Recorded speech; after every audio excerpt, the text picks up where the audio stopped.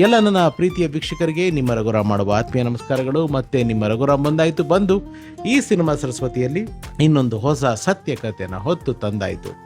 ಈಗ ನಾನು ನಿಮ್ಮ ಮುಂದೆ ಹೇಳೋಕೆ ಹೊರಟಿರುವ ಕತೆ ಏಕಾಂಗಿ ಚಿತ್ರಕ್ಕೆ ಸಂಬಂಧಪಟ್ಟಿದ್ದು. ಸ್ನೇಹಿತರೆ, ನಿಮಗೆಲ್ಲ ಗೊತ್ತಿದೆ, ಇವತ್ತು ಟೆಕ್ನಾಲಜಿ ತುಂಬ ಬೆಳೆದಿದೆ. ಕ್ಷಣ ಮಾತ್ರದಲ್ಲಿ ನಾವು ಏನು ಬೇಕಾದರೆ ಸೇರಿಸ್ಬೋದು, ಏನು ಬೇಕಾದರೆ ತೆಗಿಬೋದು, ಎಡಿಟಿಂಗ್ ಇರ್ಬೋದು, ಮಗದೊಂದಿರ್ಬೋದು, ಎಲ್ಲವೂ ಇವತ್ತು ಸಿನಿಮಾ ಮೇಕಿಂಗ್ ಪ್ರಾಸೆಸ್ ತುಂಬ ಈಸಿ ಆಗಿದೆ. 2003-2004 ಸಂದರ್ಭ ನಮ್ಮ ಏಕಾಂಗಿ ಬಿಡುಗಡೆಯ ಸಮಯ ನನಗಿನ್ನೂ ತುಂಬ ಚೆನ್ನಾಗಿ ಜ್ಞಾಪಕ ಇದೆ. ಏಕಾಂಗಿ ಸಿನಿಮಾ ನಾನು ಕಾವೇರಿ ಥಿಯೇಟ್ರಲ್ಲಿ ನೋಡಿದೆ. ಯಾಕೆಂದರೆ ನಮ್ಮ ಮನೆ ಹತ್ತಿರ ಬೆಂಗಳೂರಿನಲ್ಲಿ ಪಕ್ಕನೇ ಇದ್ದಿದ್ದು ಕಾವೇರಿ ಚಿತ್ರಮಂದಿರ. ನಮಗೊಂಥರ ಅದು ಎಡವು ಬಿದ್ದರೆ ಇನ್ನೊಂದು ಮನೆ ಅಂತ ಹೇಳಿದ್ರೆ ತಪ್ಪಾಗಲ್ಲ.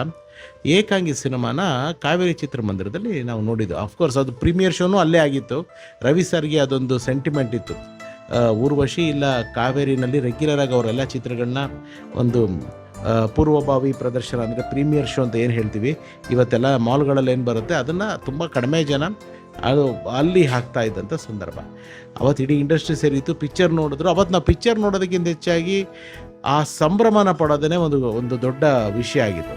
ನೆಕ್ಸ್ಟ್ ಡೇ ರಿಲೀಸ್ ಆದಾಗ ಬೆಳಗ್ಗೆ ಫಸ್ಟ್ ಡೇ ಥಿಯೇಟ್ರಲ್ಲಿ ನೋಡಿದ್ವಿ. ಅಂದರೆ ಆ ಸಿನಿಮಾ ಮಾಡಬೇಕಾದ್ರೆ ರವಿ ಸರ್ ಏನೇನು ಶ್ರಮ ತಗೊಂಡಿದ್ರು ಅನ್ನೋದನ್ನು ಕಣ್ಣಾರೆ ನೋಡಿದ್ದೀವಿ. ಆ ಸೆಟ್ಟಲ್ಲಿ ತುಂಬ ಬ್ಯಾಕ್ ಪೇಯ್ನ್ ಇತ್ತು ಅವ್ರಿಗೆ. ಆ ಸಂದರ್ಭದಲ್ಲಿ ಹಾಟ್ ವಾಟರ್ ಬ್ಯಾಗ್ನ ಬೆನ್ನ ಹತ್ರ ಇಟ್ಕೊಳ್ಳೋದು, ಶೂಟ್ ಮಾಡೋದು, ಈ ಥರದ್ದು ತುಂಬ ಅವ್ರು ಯಾವಾಗಲೂ ಕಷ್ಟಪಟ್ಟು ಮಾಡಿದ್ವಿ ಅಂತ ಹೇಳಿದ್ರೆ ಬೈತಾರೆ. ಇಷ್ಟಪಟ್ಟು ಮಾಡೋರು ಅವರು ಅದನ್ನು. ಆ ಕಷ್ಟಪಟ್ಟು ಅನ್ನೋ ವರ್ಡನ್ನು ನಾನು ಹೇಳೋದಕ್ಕೆ ಇಷ್ಟಪಡಲ್ಲ. ಇದೆಲ್ಲ ಆಯಿತು.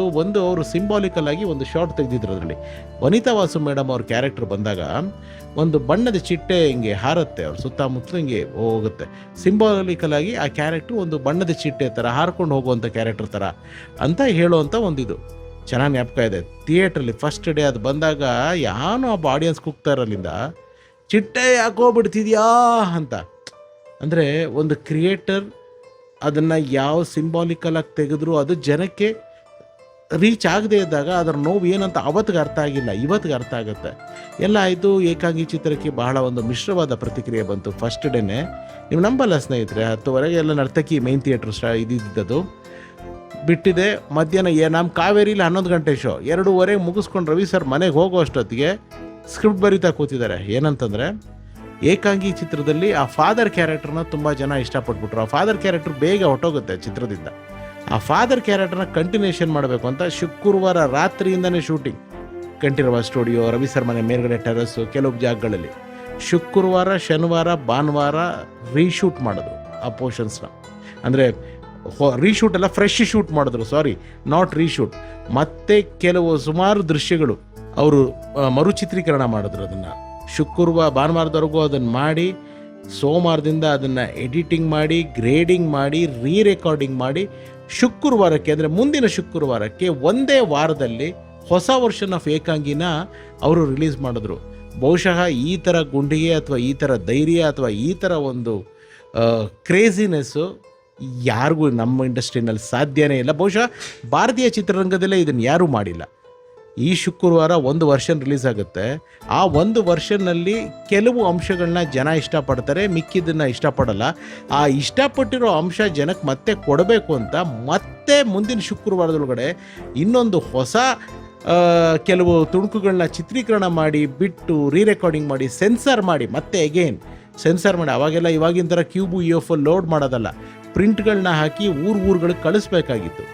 ಈ ಥರ ಎಲ್ಲ ಸಾಧನೆ ಮಾಡಿದ ಏಕೈಕ ಗಂಡು, ಒನ್ ಆ್ಯಂಡ್ ಓನ್ಲಿ ಕನಸುಗಾರ ಡಾಕ್ಟರ್ ವಿ ರವಿಚಂದ್ರನ್.